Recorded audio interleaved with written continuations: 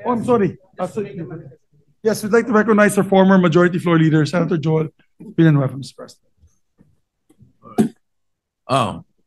Senator Joel Villanueva is recognized. Thank you, Mr. President. I was supposed to give a personal and collective privilege, but then, Mr. President, just to not belabor the issue anymore, because we have Senator Lacson who is set to deliver a privilege speech. May I just make a short manifestation, Mr. President, if I may? Yes, you may proceed. Yes, Mr. President, thank you. Mr. President, sabi po nung dating sikat na senador dito sa bulwagang ito, na itago natin sa pangalang Joker Arroyo, kapag bad ka, lagot ka. Pero ngayon, Mr. President, kapag good ka, lagot ka sa mga sindikato. Mr. President, ngayong araw pong ito, kaninang umaga, nagulat po ako nung meron pong kumaladkad sa pangalan natin tungkol po sa flood control project sa mahal nating lalawigang Bulacan. Uulitin ko at parang sirang plaka na po ako, Mr. President. Wala po ako kailanman naging flood control project. Hindi ko po sasabihin na I categorically deny this accusation.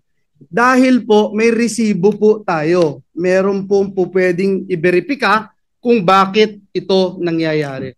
Mr. President, noon pa man tayo ay lumalaban na against this flood control issues, Mr. President. 2023, I'm just not sure, Mr. President, kung ready na po yung staff natin para i-show yung video na since 2023 ay dito po sa mismong bulwagan na ito at sa mga committee hearings, binabanggit na po natin ito.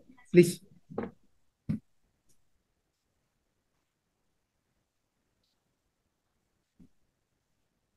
Please po.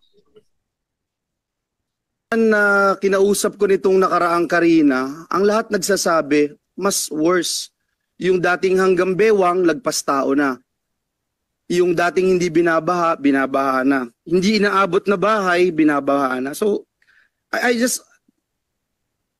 don't know how else to say this, Mr. Chairman. Yung 5,500 pala na programs, projects na natapos, na ipinagmalaki ng ating Pangulo noong SONA ay patsi-patsi lang. Hindi rin nakatulong, tingin ko, Mr. Chairman, hindi nakatulong kasi patsi-patsi nga po eh.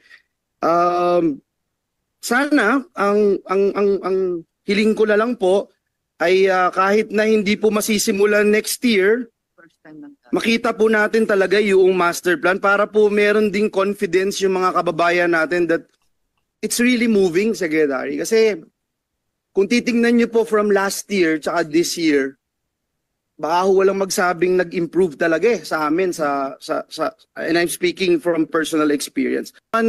Kinausap ko nitong Mr. President, noong pong time na yun, Mr. President, nagpunta po tayo sa Kalumpit kasama si Mayor Lem at si Governor Daniel Fernando. Binanggit po natin sa lahat ng news outlet na palpak talaga ang programa ng pamahalaan sa flood control.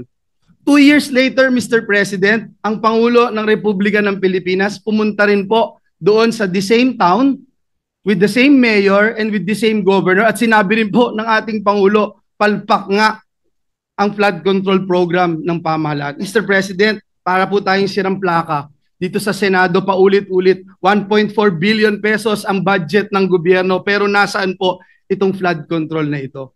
In the same year, Mr. President, kanina sa Kamara, sinasabi in the same year, may program daw po si Joel Villanueva. Wala pong ma-verify, wala pong ebidensya, wala pong resibo. Pero patuloy po itong tinatanong. Mr. President, sabi ng matatanda, kung sino yung lumalaban, siya yung gusto nilang tamaan ng mga sindikato. And if you can't convince them, confuse them. Binanggit din po yan ni Mayor Vico Soto. Mr. President, hinahanap pa ba natin ang mastermind? Dito rin po sa bulwagan na ito, Mr. President, unang nasabi yung binabanggit kahapon ni Senate President Escudero, a name that cannot be mentioned. Walang iba kung hindi si Dracula, na ginawang tagapagbantay ng Kamara doon po sa National Blood Bank natin. Ngayon, Mr. President, nasan po si Dracula? Bumaba daw po yung dugo. Bakit? Kulang na po ba ang supply ng dugo? Kaya sa iba na humahanap ng dugo si Dracula. Sino ba ang mastermind nito, Mr. President? Hindi po ba ganito rin po yung ginawa sa atin 2 years ago nung nilabanan natin yung People's Initiative na may mga script na pinababasa at basa, scripted lahat. Kahit walang ebidensya, i-contempt mo. Kahit walang ebidensya, ipako mo sa krus. Mr. President, hindi po tayo natatakot sa mga ganitong uri ng demolition job. Handa rin po tayong madungisan ang ating pangalan, mainsulto o batikusin kung ito naman po ang magliligtas sa ating mga kababayan at tuldok sa anlibaha. Mr. President, let me put this on record. Alam ko po kung bakit lumabas ang pangalan ko. Kahapon ho, Ginoong Pangulo, and Senator JV and Senator Chis would attest to this. May hawak po ako ng mga affidavits ng mga taga-DPWH sa Bulacan. Pinakita ko po sa kanila at sabi ko, i-bring up ko po doon sa committee ni Senator Marcoleta. Hindi ko po ito nagawa sapagkat alam naman natin, Mr. President and Majority Leader Migs, alam natin yung nangyari kahapon. So we were preparing, I didn't get the chance to attend the committee hearing. Pero ang sabi ko nga po kay SP Chis kahapon at kay Senator JV, this is way too low. Assistant District Engineer. Para namang, bakit naman pag-aaksayahan ko ito ng panahon? And then, ito nga po, lumabas bigla kahapon ang taong ito. And I'm not trying, Mr. President, na just to defend myself and hit this pawn, Mr. President. Kasi alam naman natin sinong may hawak dito. Kaya ang hiling ko po sa bulwagang ito, ang hiling ko rin sa ating Pangulo, alam ko na sincero po kayo. Alam ko po na masakit po sa inyo itong nangyayari. Pero klarong-klaro po sinong mastermind, Mr. President. Klarong-klaro po kung nasaan na si Dracula. Kung bakit bumaba ang kanyang dugo. Kasi hindi na ho malaman kung saan tatago yung bilyon-bilyon o trilyon-trilyon sa lapi. Hindi na alam kung saan kaya bumaba po yung dugo. At mismo si Dracula sinasabi hindi naman niya gagawin ito kung walang basbas ng amo niya. Sino ba ang amo niya, Mr. President? Sino ba ang naglagay sa kanya bilang tagapagbantay ng national budget? So yun lang po, Ginoong Pangulo, ang nais kong sabihin. Mr. President, binanggit po kahapon ng ating Senate President Chis Escudero yung mga pangalang hindi pwedeng banggitin noon. Pero ngayon, Mr. President, may ginagawa ang Diyos, buhay ang Diyos.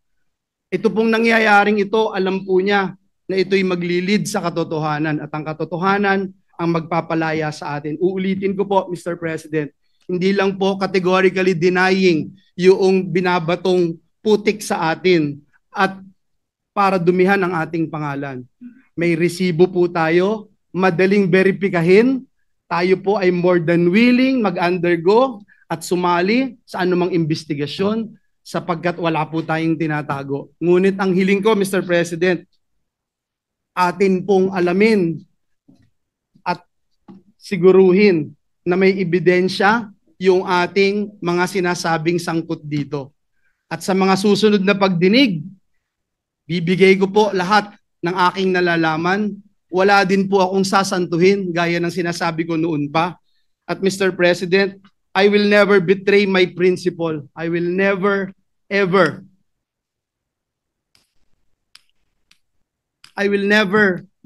Mr. President, destroy the name that was given to me by my parents, Mr. President, because it's priceless, Mr. President.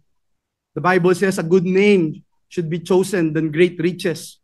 Pinalaki po ako ng magulang ko na naniniwala ako sa langit at impyerno. Pinalaki po ako ng magulang ko na naniniwala ako that when you die here on earth, you will face your Creator and immediately into judgment. Pinalaki po ako ng magulang ko na sa impyerno, wala pong graduation. Kahit 1 bilyong taon, kahit 1 trilyong taon, pag ikaw ay nagkasala, pag ikaw ay pinarusahan ng Diyos, wala pong graduation doon. Mr. President, my duty has always been to serve our kababayans. Lalong-lalo na po ang mga kababayan kong Bulakenyo who suffer from flooding year after year. And that is where my focus remains, Mr. President. Finding real solutions, not engaging in black propaganda. Mr. President, I will not be distracted by lies. And instead, I affirm my commitment to the work that truly matters. serving our people with honesty and integrity. Maraming salamat po, Ginoong Pangulo. Majority Leader. Thank you very much, Mr. President.